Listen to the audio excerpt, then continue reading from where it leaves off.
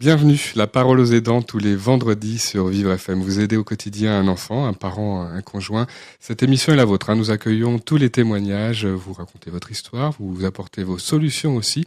Le numéro de téléphone à votre disposition, c'est le 01 56 88 40 20. Je suis accompagné de la psychologue Michel Guimel-Chambonnet comme chaque vendredi et nous accueillons notre invité. Notre aidant du jour est romancier, musicien, comédien.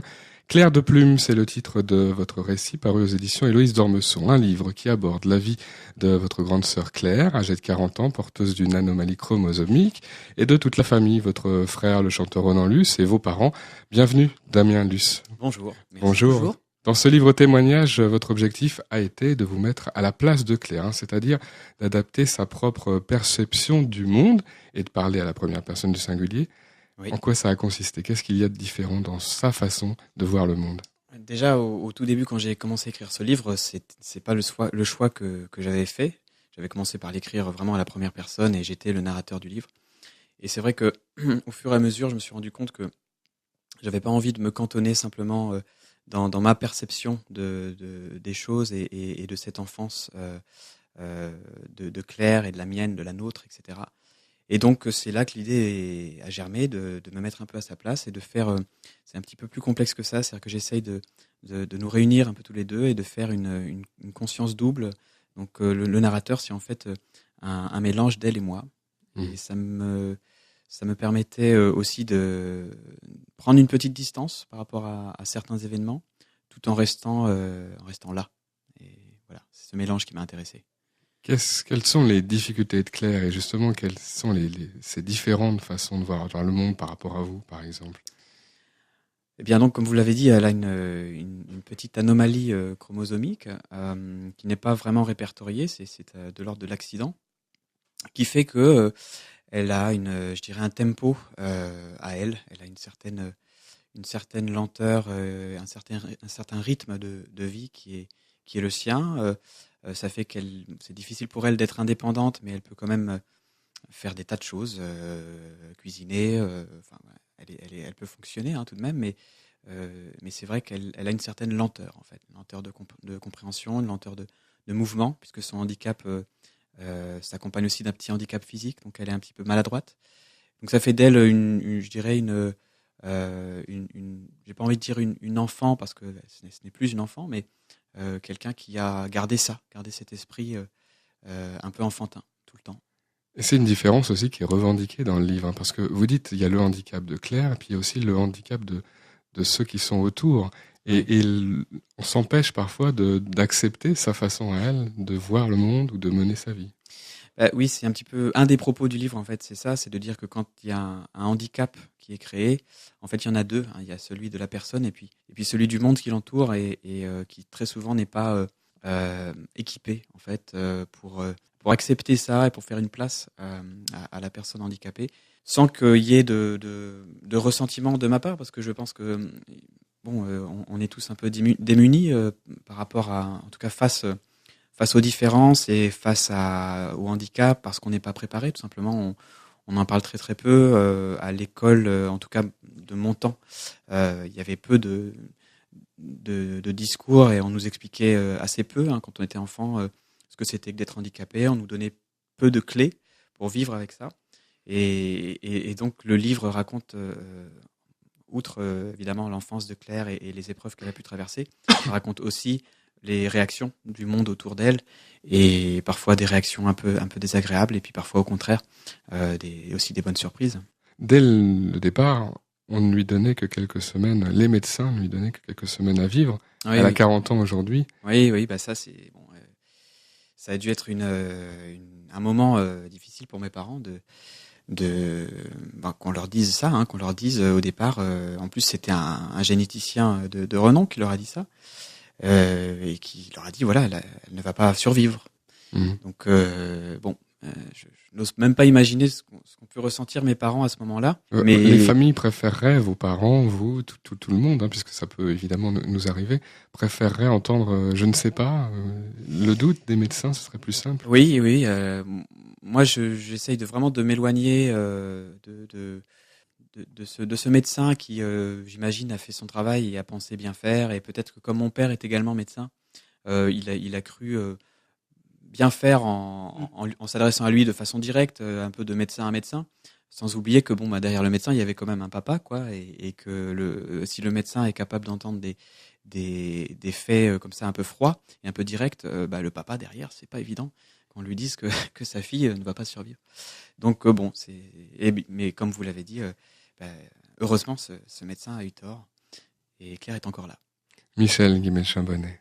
Je suis toujours stupéfaite par la vivacité des médecins à dire des mauvaises nouvelles, sans aucune précaution et sans se poser la question de à qui est-ce que je suis en train de m'adresser. Parce que même le père de l'enfant ou la mère de l'enfant, le médecin ou pas médecin, il s'agit d'un humain, et un humain à qui on assène une parole aussi catastrophique ne peut que être ébranlé. Et quand vous dites je me demande ce que les parents ont pu ressentir quand on leur a dit ça, je vais vous donner une toute petite réponse d'après ce que les gens nous disent. La terre s'ouvre, voilà, le volcan explose, tout s'effondre. Et ce qui est terrifiant, c'est que cet effondrement va être aussi celui des individus qui se fissurent au sens propre du terme. Quelquefois, ils arrivent à se recoller et à retrouver leur unité. Mais justement, parfois, cette fissuration, elle est telle qu'elle va avoir une répercussion immédiate sur l'enfant ou sur la personne qui est en cause et qui est malade. Et c'est ça qui est dramatique. Michel, si on entend ce genre de choses, comment on peut réagir face aux médecins? On peut dire stop, j'ai besoin d'autres explications. Non. Asseyez-vous. Quand on entend quelque chose comme ça, votre enfant ne va probablement pas survivre, votre enfant ne marchera jamais, en gros votre enfant est fichu. Le choc est tel qu'il y a un arrêt de la pensée. Tout d'un coup, dans votre tête, tout devient blanc. Vous n'avez plus de mots, vous ne savez plus quoi dire, vous ne savez plus quoi faire. Et ce qui est dramatique, c'est quand il n'y a pas d'accompagnement après cette première parole, et la personne dont on parle peut être un objet de rejet absolu. Ça n'a pas été le cas pour votre sœur, mais parfois c'est ça, et c'est ça aussi qui explique en partie que certaines familles placent l'enfant polyhandicapé dans un centre et ne remettent plus les pieds dans le centre, ne peuvent pas aller le voir. C'est pas des mauvais parents, c'est pas des gens mauvais, méchants, pas du tout. C'est simplement que c'est leur capacité de rester vivant qui se confronte à quelque chose qui est directement de l'ordre de la mort. Donc pour ne pas mourir, ils ne peuvent plus aller voir l'enfant. C'est pour ça que ces paroles, ces annonces faites par les médecins, ou par le corps médical en général, les infirmiers aussi quelquefois, sont vraiment à travailler autrement, ce qui commence un petit peu, parce que les conséquences, les répercussions sont très graves. Oui, je pense qu'il faut s'empresser de dire qu'il y a évidemment des tas de médecins qui savent gérer ça. Oui, autrement. Et voilà, de généraliser. Mais c'est vrai que moi, je me rends compte, je me rends compte que ça concerne pas mal de gens. C'est-à-dire que depuis que j'ai écrit ce livre, je suis amené à parler un peu évidemment du livre et donc du handicap et donc de ma sœur, etc. Et puis très très souvent, les gens ont été face à un handicap, même si c'est pas dans leur famille immédiate. Mais et là, même encore en venant ici, je dois vous dire, j'ai pris un taxi. Et j'ai parlé avec le chauffeur, et évidemment, il me demande ce que je fais, donc je lui dis. Et lui me dit, moi, j'ai un enfant handicapé aussi. Et ça rappelle un peu ce que vous venez de dire. Lui, c'est exactement ça. Il l'a placé dans un centre. Bon, c'est un handicap lourd, apparemment. Et aussi, il me dit, oui, les médecins comprennent pas. Ils pensaient qu'il allait mourir à 20 ans, et là, il a plus de 30 ans. Donc ça a l'air d'être assez... C'est aussi le message que vous avez voulu faire passer. Revendiquer une vie, revendiquer des projets, revendiquer aussi une beauté. Vous parlez, c'est Claire qui parle de sa propre beauté, de sa beauté qui est différente, mais de sa beauté quand même.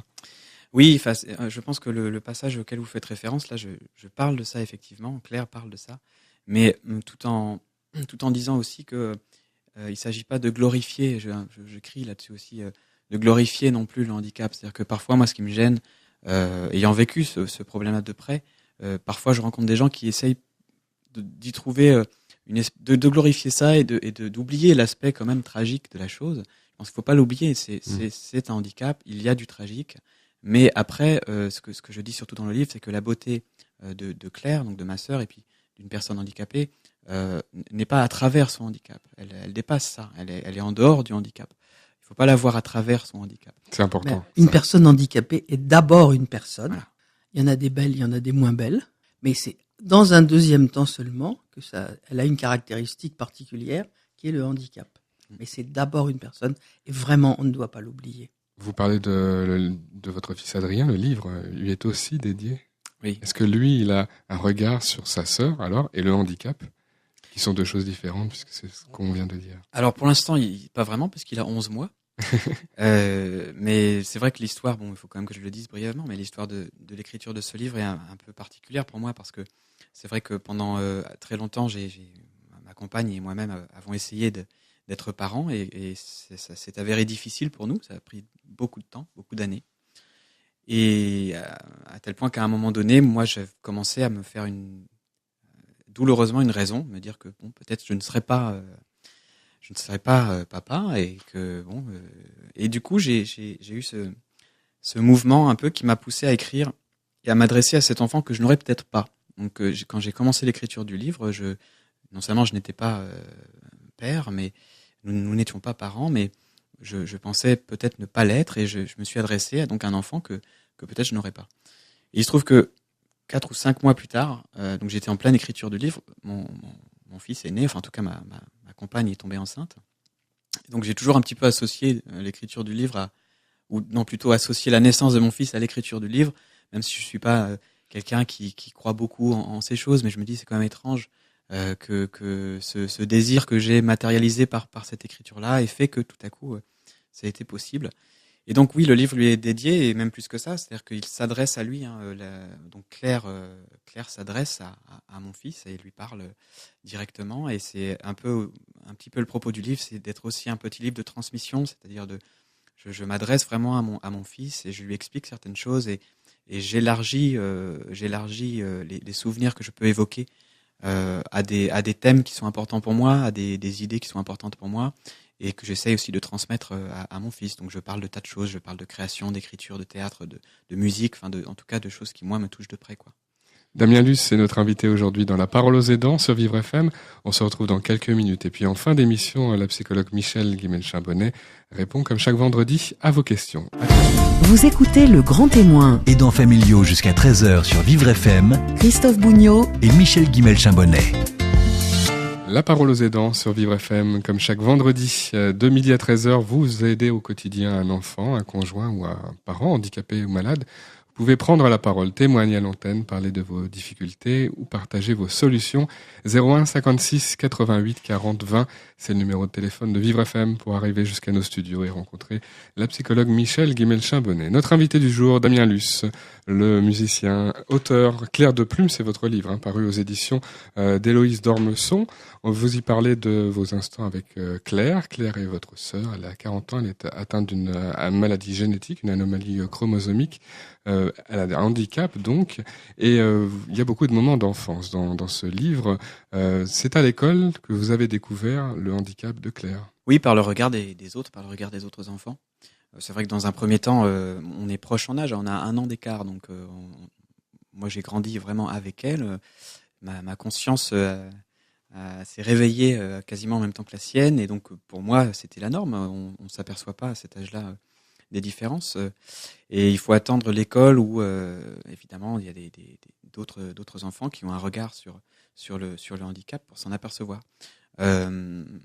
sans qu'il y ait non plus moi j'essaie de comprendre, c'est-à-dire que je suis pas du tout dans une optique ah là là les petits chenapans, qu'est-ce que c'est que ça. Bon, je pense que quand on a 5 ans, 6 ans, 7 ans, est-ce qu'on est vraiment à même d'appréhender tout ça, et on peut pas attendre d'un enfant qu'il ait une réaction d'adulte. C'est un peu pourtant le contraire qu'on dit parfois. On dit les enfants c'est l'innocence, tous les comportements peuvent avoir lieu chez les enfants. C'est innocent dans le sens où ils n'ont pas de filtre, donc ils s'expriment ils expriment quoi qu'ils passent par la tête, quoi. Mais oui, c'est vrai que c'est, je dirais, vers l'école primaire, enfin en tout cas l'entrée à l'école primaire peut-être, que oui, j'ai commencé vraiment à avoir conscience de ça. On parlait avant la pause d'un médecin qui condamnait en quelque sorte à l'avance votre sœur à avoir une vie pas très longue. Une maîtresse aussi a été mal intentionnée en lui affirmant que ce serait pas possible pour elle de lire, d'écrire, de compter. C'était vraiment net. Oui. Et ça, vous lui en voulez, je pense. Oui, bah c'est un des premiers souvenirs que je raconte dans le livre, et c'est vrai que j'ai jamais bien compris en fait ce passage. Bon, le passage en question, il est simple, hein, c'est vraiment les premières années d'école, c'est même la maternelle, je crois. Et donc à la sortie de l'école, ma mère s'aperçoit que tous les élèves ont un petit cahier que leur a donné la maîtresse, et que ma sœur n'en a pas. Donc elle va voir la maîtresse pour lui demander, voilà, est-ce que Claire a oublié son cahier, tout simplement, dans la classe. Et la maîtresse lui dit, ah non, je lui en ai pas donné. Ça sert pas à grand chose. Voilà, elle pourra peut-être pas apprendre à lire ou à écrire. Donc encore une fois, vous dites que je lui en veux. Non, c'est pas vraiment ça. Elle aussi, elle était à sa manière, j'imagine, pas préparée, et qu'elle elle a réagi instinctivement, et peut-être qu'elle-même, elle a sûrement réfléchi après coup. Et voilà, je ne veux pas juger en bloc des gens, et surtout pas des enseignants. C'est un métier difficile, et c'est un métier plein d'embûches. Mais c'est vrai que c'est une phrase, bon, elle ne pourra pas, c'est une phrase qu'on a beaucoup entendue, quoi. Et c'est un peu la phrase contre laquelle on lutte tout le temps quand on a... Ça sonne aussi comme des condamnations. Alors, C'est un verdict. Michel. Oui, c'est un verdict. Mais vous vous souvenez, cette jeune femme, sa mère était venue nous raconter son parcours. Le proviseur du lycée a dit, elle ne pourra jamais entrer aux Beaux-Arts ou aux Arts Déco. Elle ne peut pas. Elle infirme moteur cérébral. Elle ne peut pas. Elle est sortie diplômée, elle travaille, elle va bien, elle a un compagnon, elle a une vie vraiment agréable. Et tout le long du chemin, pour arriver jusqu'à aujourd'hui, 30 ans, elle a entendu, elle ne pourra pas. Oui, dans le cas de Claire, c'est un peu pareil. Hein. C'est-à-dire que maintenant, elle a eu un CAP, elle est allée, elle a fait des études. Mais bon, c'est ma mère qui a tout fait, quoi. Enfin, le livre est un peu un hymne à mes parents. Votre mère qui est enseignante aussi. Qui était institutrice, et qui d'ailleurs s'occupait de classes d'enfants à problème, dirons-nous. Donc elle a un peu consacré sa vie à ça, et c'est vrai qu'à un moment donné elle a arrêté de travailler, elle a pris une retraite anticipée pour justement pouvoir s'occuper de ma sœur et de nous, et c'est vrai qu'elle a porté à bout de bras, mon père aussi a fait beaucoup, hein, mais c'est vrai que pour tout ce qui est éducation, ma mère a vraiment porté à bout de bras ma sœur, c'est elle qui lui a appris à lire, à écrire. Moi, toute mon enfance, même l'adolescence jusqu'au collège-lycée, jusqu'à ce que je m'en aille de la maison, moi je suis parti assez tôt de la maison, je suis parti vers 17 ans. C'était tous les soirs 3 heures 4 heures de ma mère et ma sœur qui travaillent dans la pièce à côté, avec ma mère qui parfois perd patience. Enfin, c'était une lutte, quoi. C'était vraiment une lutte tout le temps. Et ça a porté ses fruits, puisque maintenant, maintenant ma sœur a effectivement un CAP, elle a fait des formations, elle a fait des stages, elle a travaillé. Maintenant, elle est un peu entre deux emplois, mais elle est capable. On voit bien qu'il faut faire son chemin. Hein. Il y a eu ça a été nécessaire de changer d'établissement à un moment donné. Oui, alors on a changé d'établissement justement au moment où ma mère a arrêté de travailler, arrêté d'enseigner. Bon, c'était simplement pour être plus près de la maison, hein, tout simplement.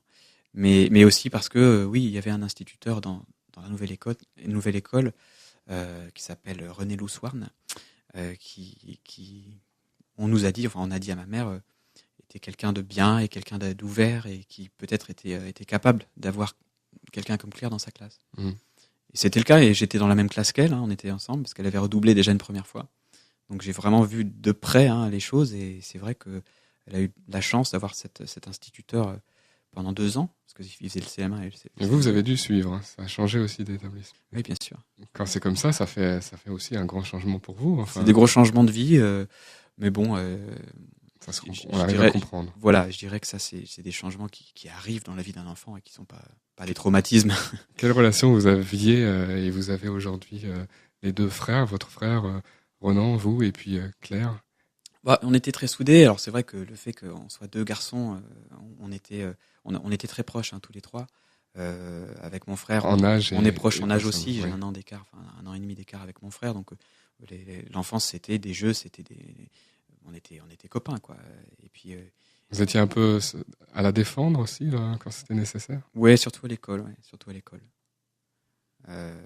Bon, j'étais un peu bagarreur. Mais quelquefois, c'est très bien. Il faut aussi savoir se défendre son territoire. C'est pas forcément une bonne chose de se laisser piétiner. Oui, c'est vrai, parce que ça fait du mal, mine de rien, hein, de voir. À la limite, j'aurais moins souffert probablement de moqueries qui me seraient destinées Oui. que de moqueries qui prenaient ma sœur. Quoi. Adressé à votre Ouais, sœur. adressées à ma sœur. Mmh. C'est pas facile, ça.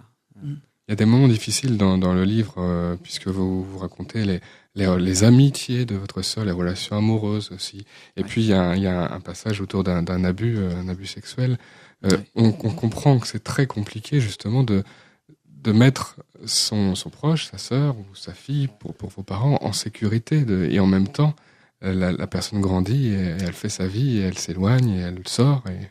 Ça, c'est un sujet très, très, très compliqué parce que bon, ce à quoi vous faites référence, c'est effectivement, ça s'est passé bien plus tard. Hein. Là, elle était adulte, hein, quasiment. Enfin, si, elle était adulte.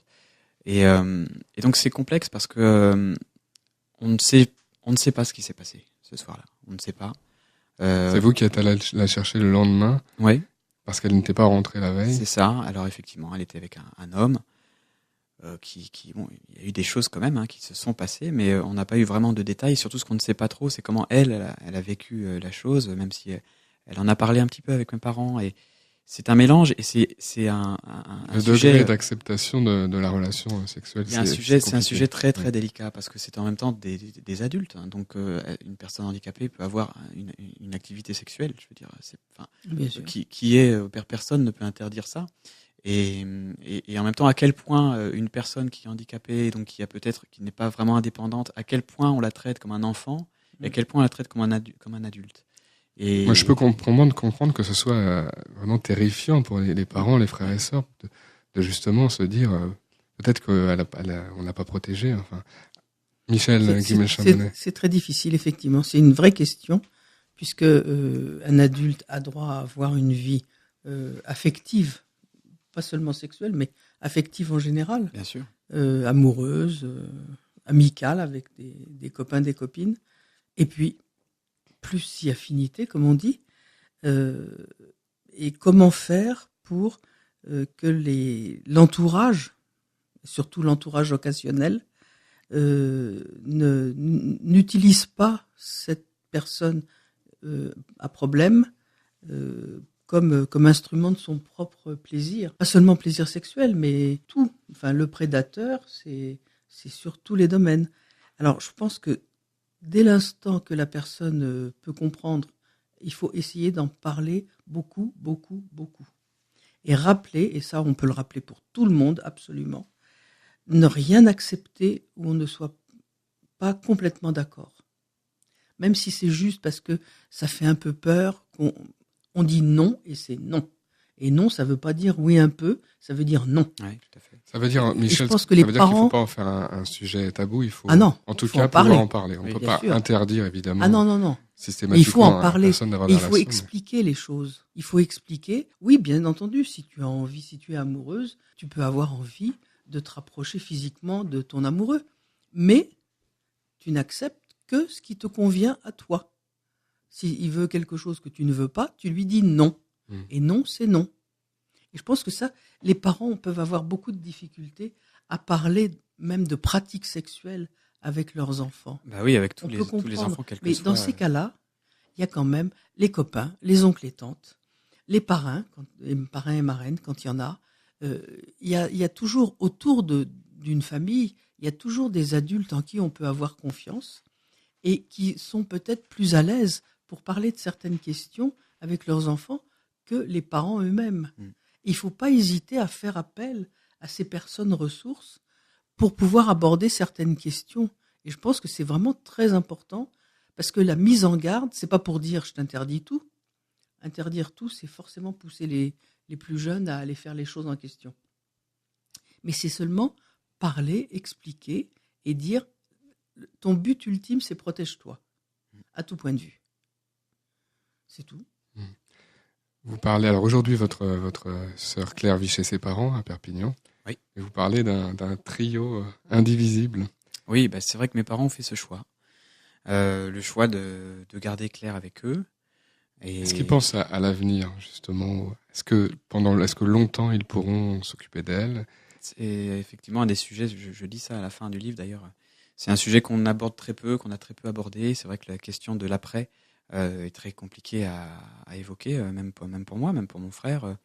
Mais bon, à un moment donné, il va quand même falloir se poser des questions, quoi. Mais c'est vrai que pour l'instant, jusqu'à présent, ils s'en sont occupés et elle vit avec eux. Et c'est vrai qu'ils ont leur dynamique, ils ont leur manière de vivre à trois. Et oui, ils sont un peu indivisibles, quoi. C'est vrai que c'est les parents et Claire, hein, c'est comme ça. Moi, je respecte ce choix et je trouve que c'est courageux aussi d'avoir fait ça comme choix.